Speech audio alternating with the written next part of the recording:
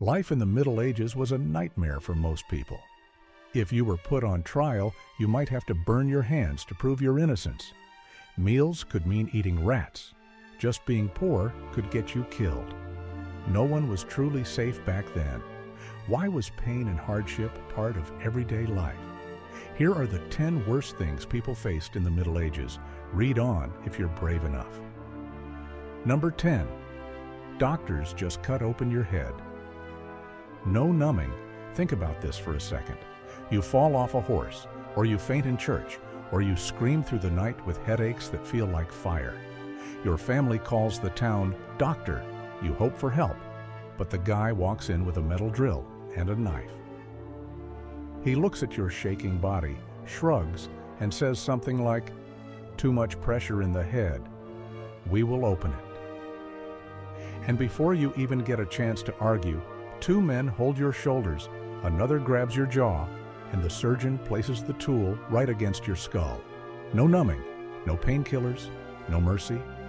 The drill scrapes, your bone groans, and you feel every horrifying second as he twists and cuts a round hole straight into your head. People today call this trepanation. Medieval surgeons call it fixing you. Archaeologists in Spain have found skulls with these neat circular holes and new bone growth around them, which proves some people actually survived this nightmare. Many bleed out or die days later from infection because nobody knows what germs are. They just think your humors are out of balance. That's why the backup treatment is bleeding you. Fever? Bleed you? Sad? Bleed you? Too tired? Bleed you?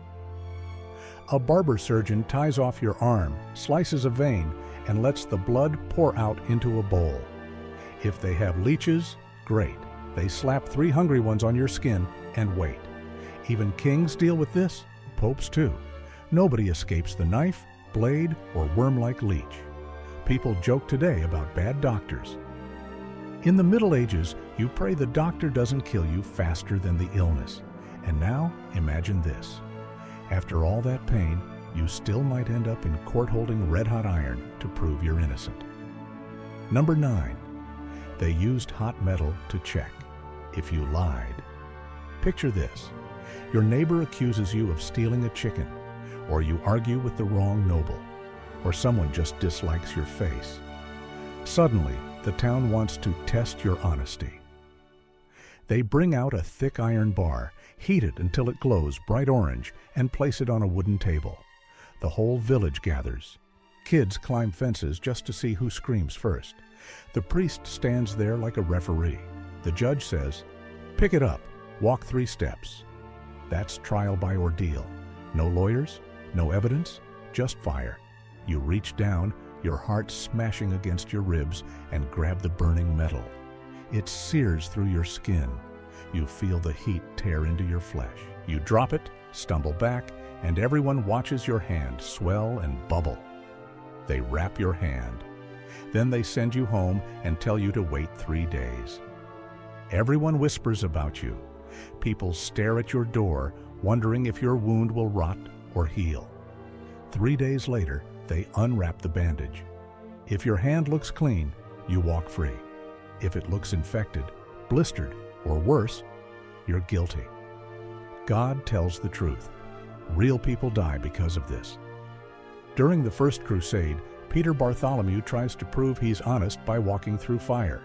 He burns so badly that he dies days later, and people say his death proves he lied. This whole system runs for centuries. Europe uses it everywhere: England, France, Germany. It only stopped when the church banned priests from helping in 1215. Too many innocent people fry their skin for no reason. Imagine living in a world where your fate depends on how fast your burn heals.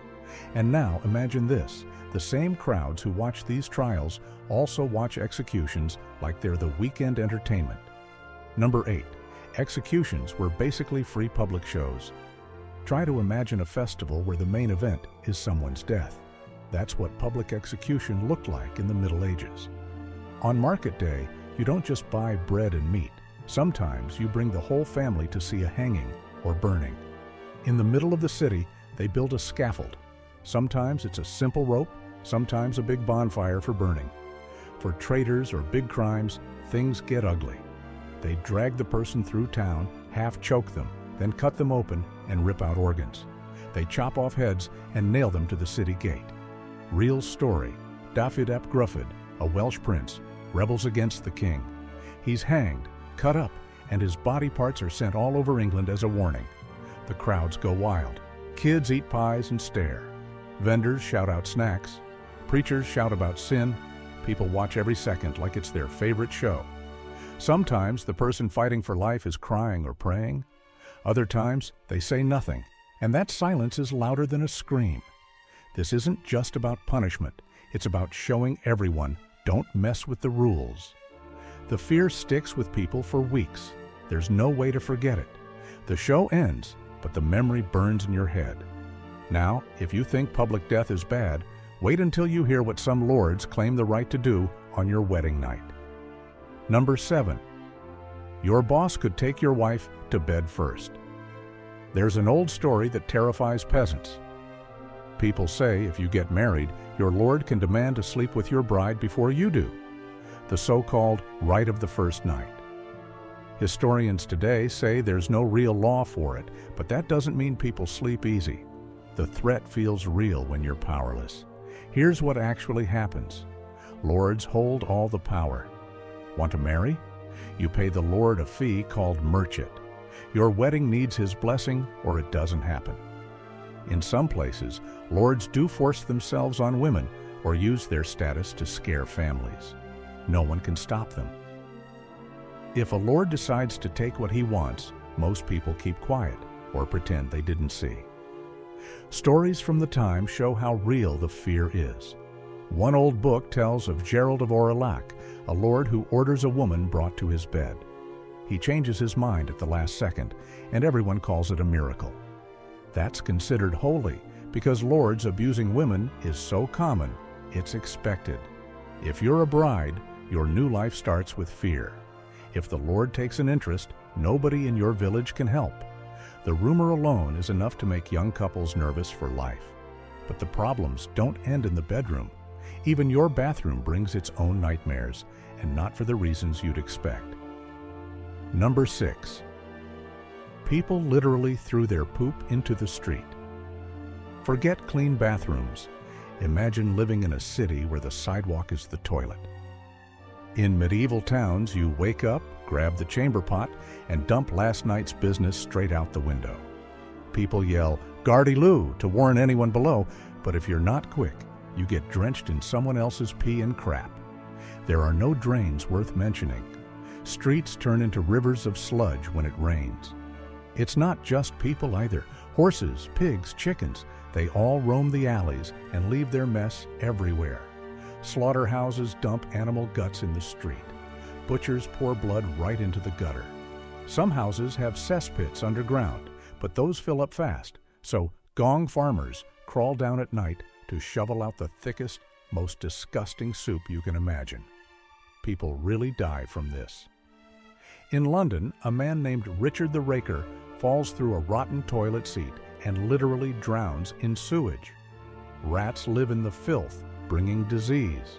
Plagues, typhoid, and dysentery spread like wildfire.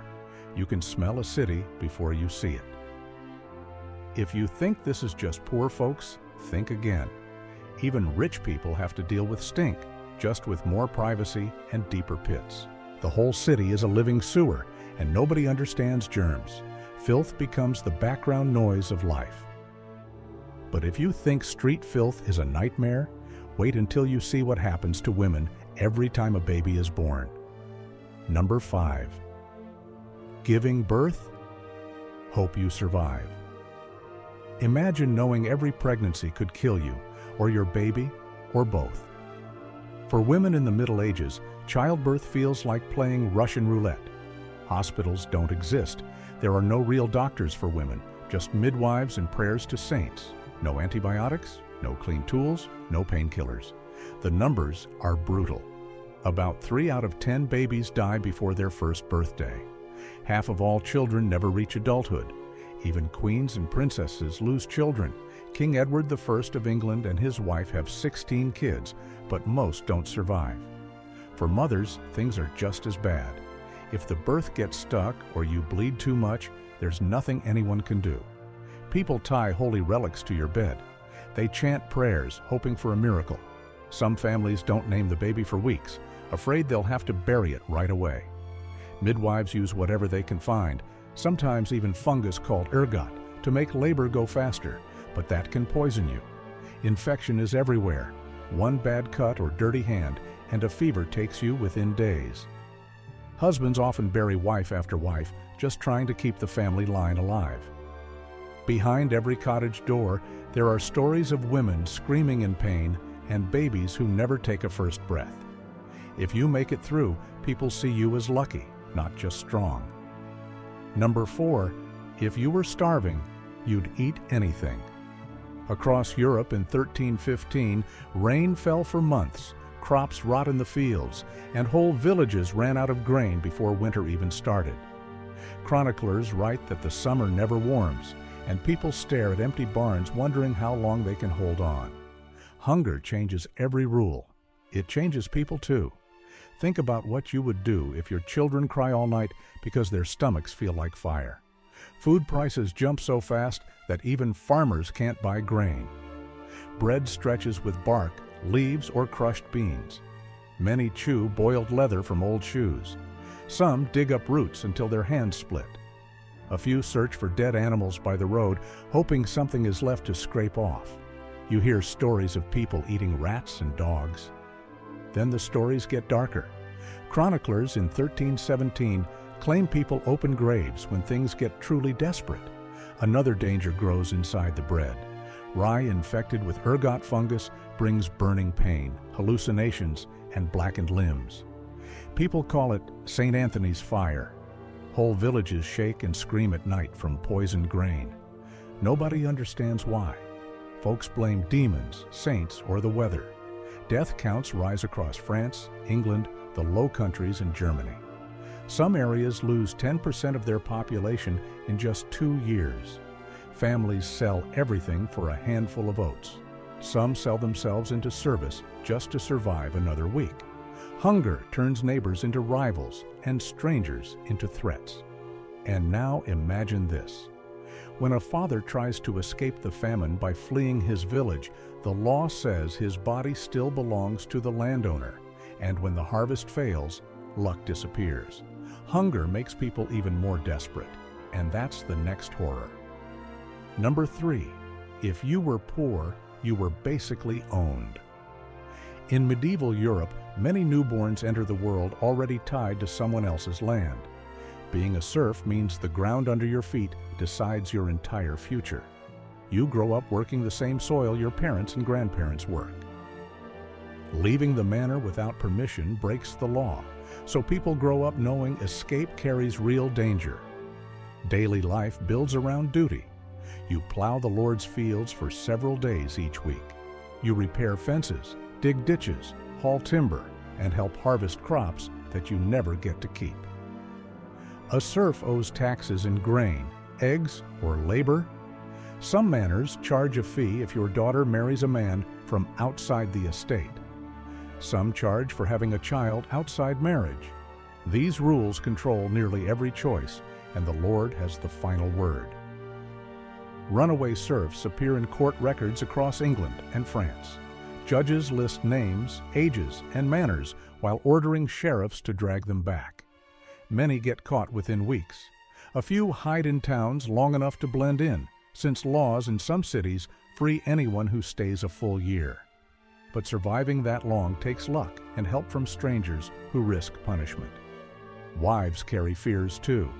A lord can block a marriage or claim fines that push families into debt for years. Workloads rise during war or famine, so even your body becomes part of the manor's emergency plan. People accept it because they have no power to challenge it.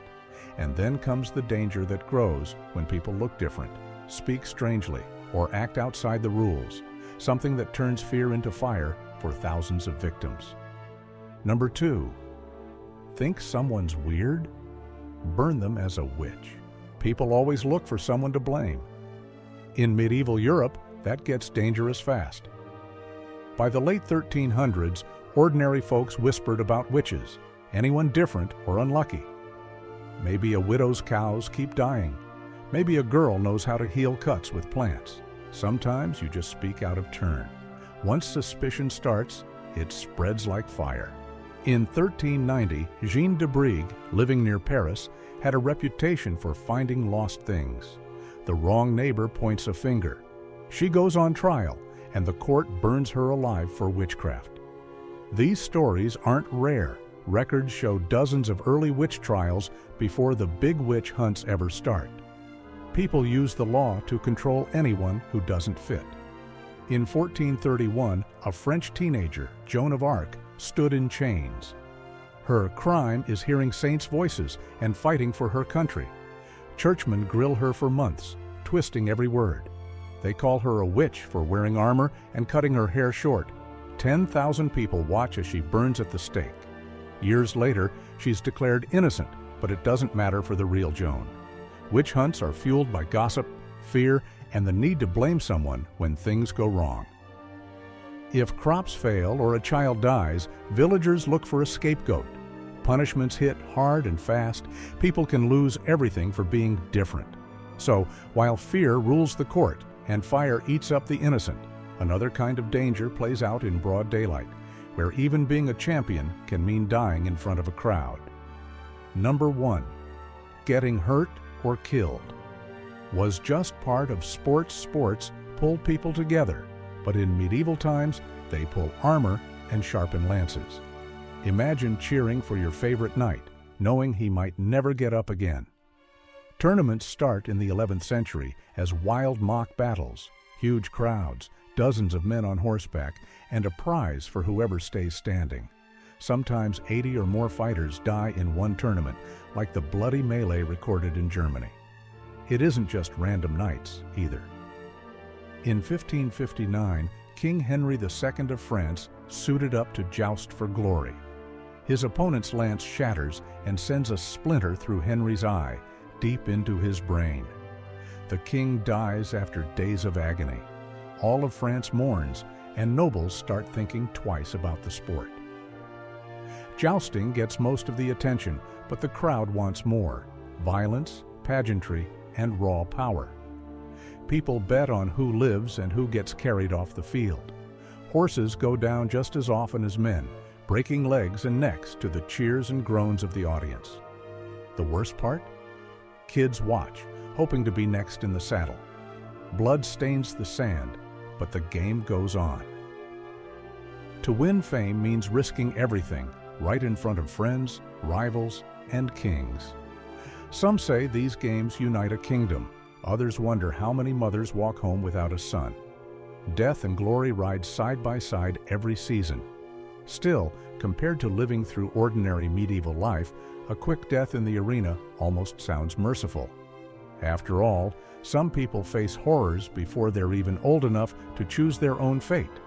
Just look at how many babies and children never survive past their first year. History's darkest moments still echo today. If you want to see just how deep these stories go, click the next video before it vanishes.